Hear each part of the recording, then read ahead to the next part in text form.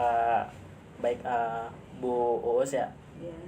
Jadi di sini saya mau minta pendapat Ibu mengenai profesionalitas keguruan, di mana tugas ini tuh yang bakal saya ajukan sebagai tugas UTS. Jadi ada beberapa pertanyaan yang nantinya bakal saya ajuin. Mungkin Ibu punya pendapat gitu. Jadi silakan dijawab sependapat Ibu aja gitu. Yang pertama ini, Ibu seberapa mengenal sih mengenai prinsip profesionalitas keguruan? Ini prinsip profesionalitas dalam keguruan. Iya, dalam keguruan.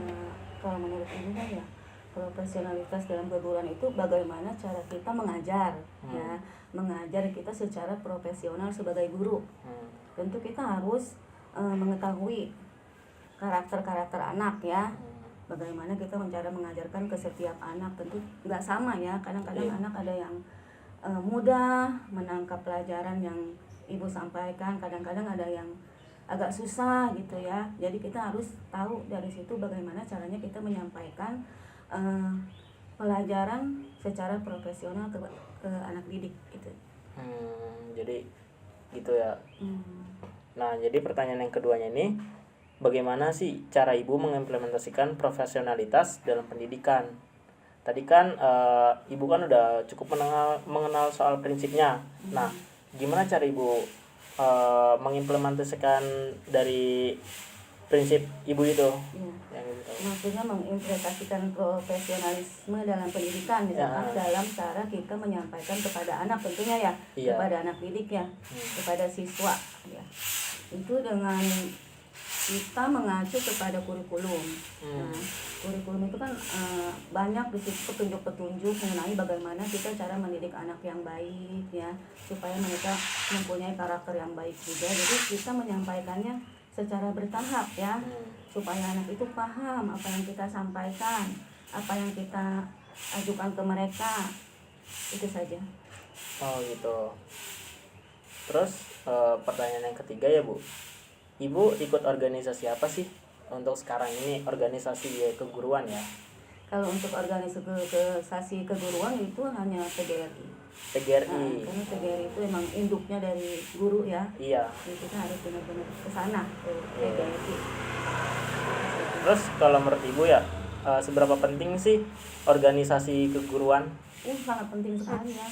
Karena kita apabila kita ada sesuatu yang menyangkut keguruan, tentu kita akan berpedoman bertanya ke organisasi itu. Untuk dijadikan sebagai forum. Iya. Boleh. Terus tadi kan Ibu kan bilang ya, ada anak yang gampang diatur, ada yang sulit diatur. Nah, gimana sih cara Ibu menangani anak Gen Z yang notabene-nya tuh sulit untuk diatur? Gimana tuh? Memang banyak sekali ya. Dalam satu kelas itu bukan satu aja. Tapi kadang-kadang ada 3, ada 4 ya. Dan semuanya mereka baik, nurut sama kita ya. Pasti ada.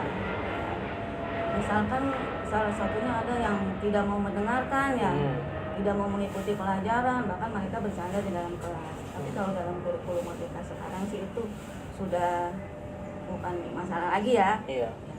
Kalau saya untuk ke anak yang tadi sulit diatur ya, tentu ada cara tersendiri. Tapi saya akan pisahkan ya. Dipisahkan. Anak itu bukan dipisahkan mengintimidasi mereka ya, tapi dengan cara memberi pelajaran tambahan atau pelajaran yang khusus untuk anak yang seperti itu. Jadi perhatiannya lebih lah ya. Perhatiannya lebih ke mereka, misalkan pada saat yang lain pulang ya kita giliran. Terus untuk pertanyaan yang terakhir Bu, tadi kan Ibu berbicara soal kurikulum Merdeka ya. Apa sih pendapat Ibu tentang kurikulum Merdeka ini? Seberapa efektif sih kurikulum Merdeka ini? Kan setahu saya kurikulum Merdeka ini malah menyulitkan para guru kalau menurut saya. Kalau menurut Ibu gimana?